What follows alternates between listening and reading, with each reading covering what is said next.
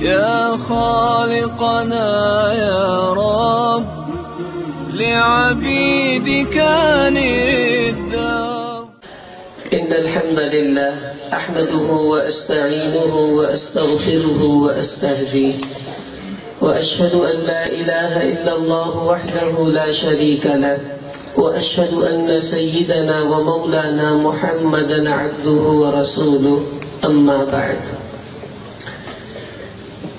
حضرت حسان بن ثابت رضی اللہ تعالیٰ عنہ کا ایک شعر ہے، فرماتے ہیں کہ ما ان مدحت محمدا بمقالتی ولكن مدحت مقالتی بمحمدی، کہ اے لوگو تم یہ سمجھتے ہو کہ میں اپنے شعروں میں نبی کریم صلی اللہ علیہ وسلم کی تعریف کرتا ہوں تو اس کی وجہ سے حضور علیہ السلام کی شان بڑھ جاتی ہے، کہ ایسا نہیں ہے. اللہ کے حبیب کی شان تو اللہ نے خود بلند کی ہے. راز کی بات یہ ہے جب اللہ کے حبیب کا نام میرے شعروں میں آتا ہے تو اس کی برکت سے میرے شعروں کی شان بڑھ جاتی ہے. اب یہ ہم سب کا یہاں جمع ہونا، اب اس سے ہم حضور علیہ السلام کا کوئی مقام بڑھا دیں، آپ کا وقار بڑھا دیں، یہ تو نہیں ہوگا.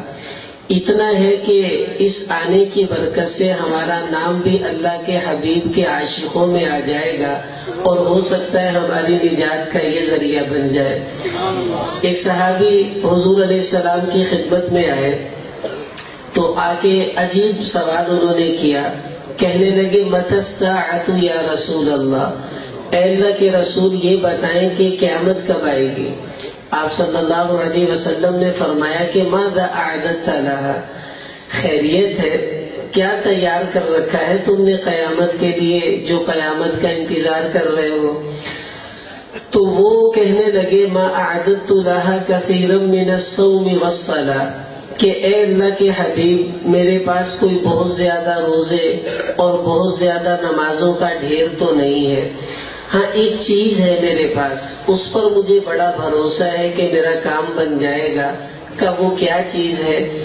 کہنے لگے وَلَكِنِّي أُحِبُّ اللَّهَ وَرَسُولَهُ، کہ مجھے اللہ اور اس کے رسول سے محبت بہت زیادہ ہے اور میرے پاس کوئی سرمایہ نہیں.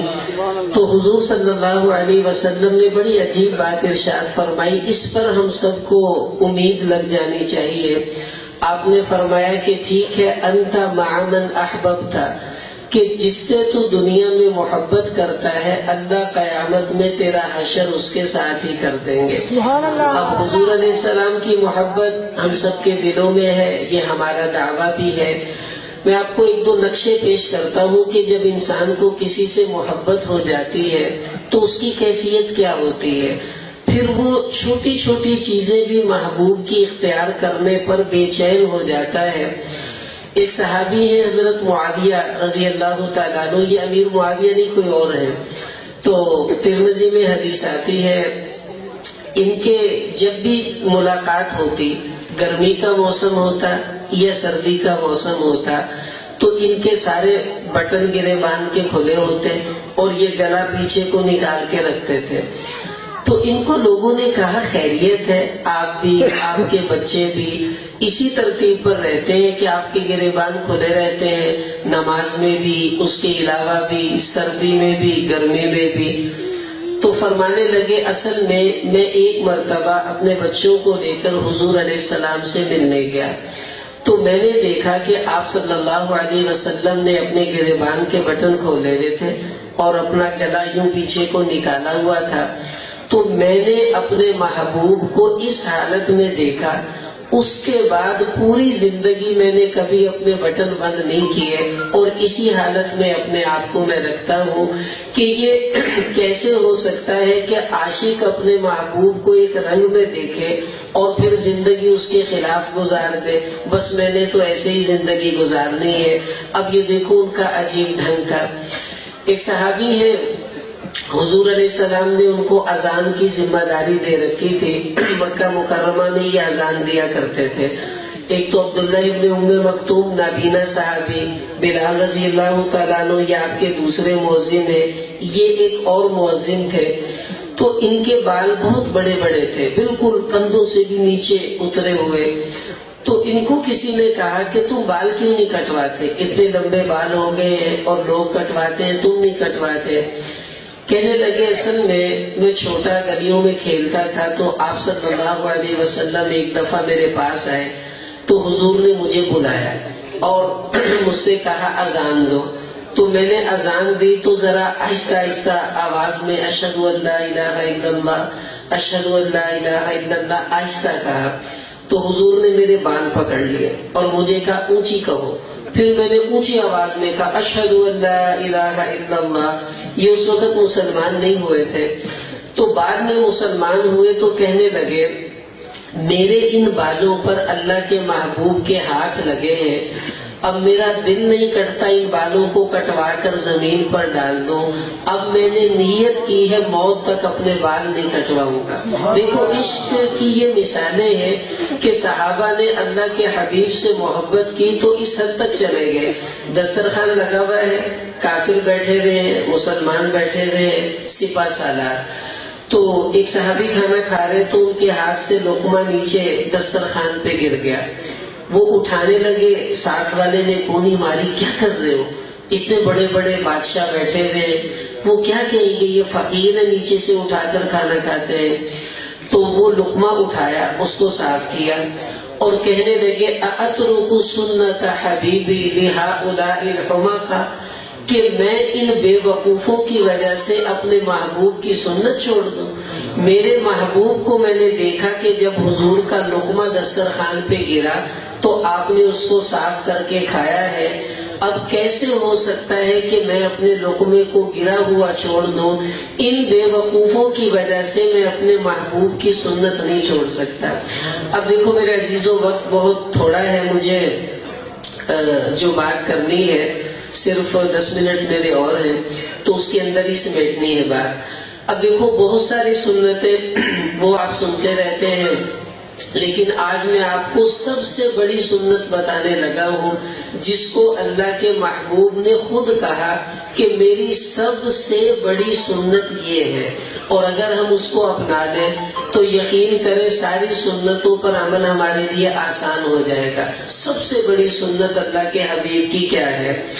حضرت انس رضی اللہ تعالیٰ عنہ، انہوں نے 10 سال حضور علیہ السلام کی خدمت کی، 10 سال اللہ کے نبی کے گھر میں آتے جاتے، آپ کا بستر لگاتے، آپ کے لیے مسواک لے کر آتے، مختلف کام کرتے۔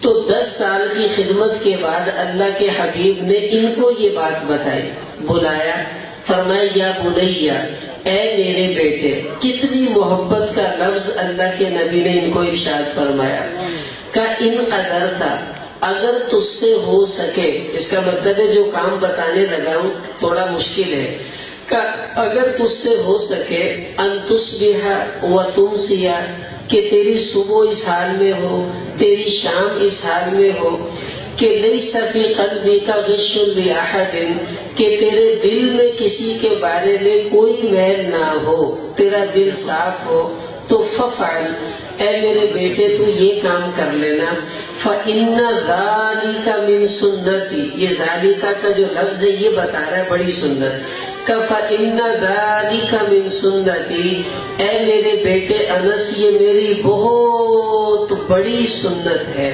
کہ جب میری صبح ہوتی ہے میرا دل صاف، میری شام ہوتی ہے میرا دل صاف، اور من احب من سنتی کان معی فی الجنہ، اور جو میری سنت سے محبت کرے گا قیامت میں جنت میں وہ میرا ساتھی ہوگا۔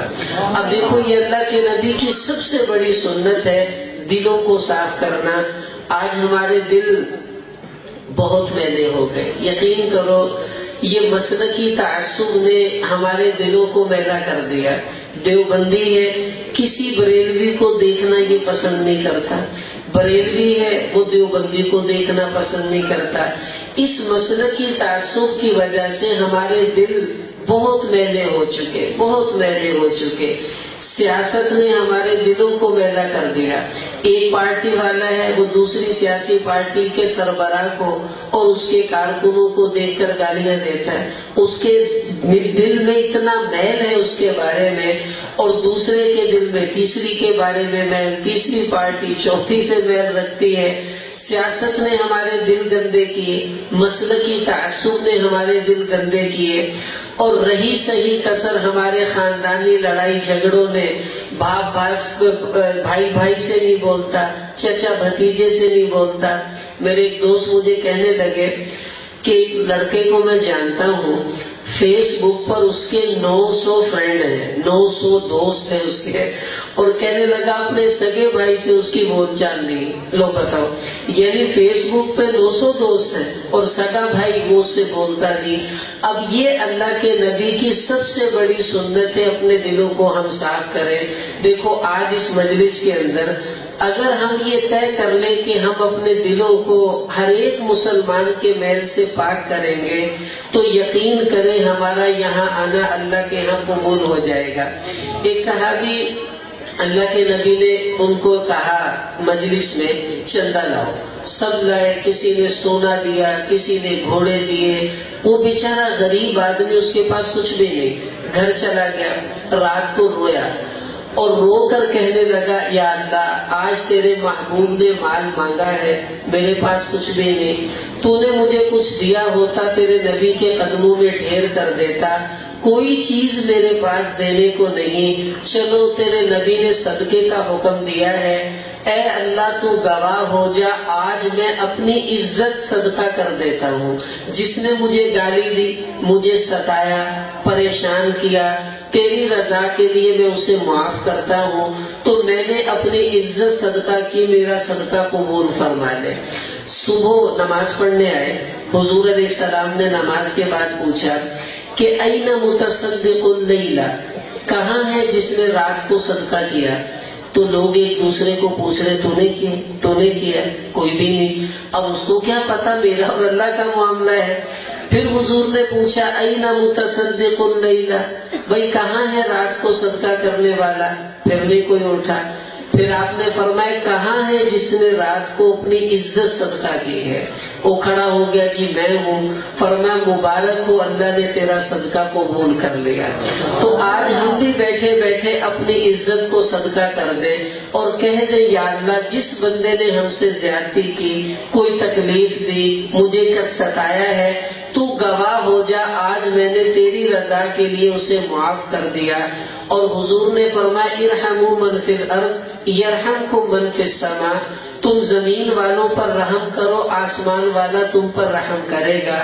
آج ہم لوگوں کو معاف کرے، اللہ انشاءاللہ ہمیں معاف کر دیں گے. آخری حدیث سناتا ہوں. آپ علیہ السلام بیٹھے ہوئے، حضور نے فرمایا کہ سیطلع علیکم رجل من اہل الجنہ، ابھی ابھی ایک جنتی آدمی یہاں سے گزرے گا. سب صحابہ متوجہ ہوئے. ایک آدمی گزرا، بالکل سیدھا آدمی، اور اس نے اپنے بائیں ہاتھ میں جوتے پکڑے ہوئے اور وہاں سے گزرا. اگلا دن آیا، پھر حضور نے یہی فرمایا کہ سیطلع علیکم رجل من اہل الجنہ، ابھی ابھی ایک جنتی یہاں سے گزرے گا. پھر وہی آدمی گزرا. تیسرا دن پھر وہی بندہ گزرا. انس رضی اللہ عنہ کہتے میں نے کہا اس کی ذرا تحقیق کرتا ہوں، کس وجہ سے اس کو دنیا میں جنت کی بشارت ملی. اس کے گھر چلے گئے، کہا بھائی مجھے مہمان بنا لو گے؟ کہاں بنو. سارا دن دیکھا، رات دیکھی، تو کہنے لگے کوئی عمل ایسا نہیں جو یہ کرتا ہو اور میں نہ کرتا ہوں، پھر یہ جنتی کیسے ہے؟ انہوں نے اس سے پوچھ لیا. کہنے لگا باقی عمل تو میرے تم جیسے ہیں، ایک عمل میرا ہے. وہ کیا کہ جب میں رات کو سوتا ہوں تو میرے دل میں کسی کا میل نہیں ہوتا، سب کو معاف کر کے سوتا ہوں. اس معاف کرنے پر مجھے دنیا میں جنت کی خوشخبریاں مل رہی ہیں. تو آج کی رات ہم بھی لوگوں کو معاف کر کے سو جائیں تو انشاءاللہ ہمارے لیے بھی جنت کی خوشخبری پکی ہو جائے گی. تو کیا خیال ہے، سب اس کی نیت کرتے ہیں؟ انشاءاللہ سب طے کر لو، جس نے جو ہم سے زیادتی کی ہے آج اللہ کی رضا کے لیے ہم اسے معاف کر دیں، اور اگر ہم نے کسی سے زیادتی کی ہے تو اللہ کی رضا کے لیے معافی مانگ لیں گے، کوئی بڑی بات نہیں ہے۔ آج کی شرمندگی تھوڑی ہے، کل کی شرمندگی زیادہ ہے۔ انشاءاللہ اگر ہمارے دل صاف ہو گئے تو آج اس محفل میں آپ کا آنا اللہ کے ہاں قبول ہو جائے گا اور یہی ہماری نجات کا ذریعہ بن جائے گا۔ اللہ پاک ہم سب کو عمل کی توفیق عطا فرمائے۔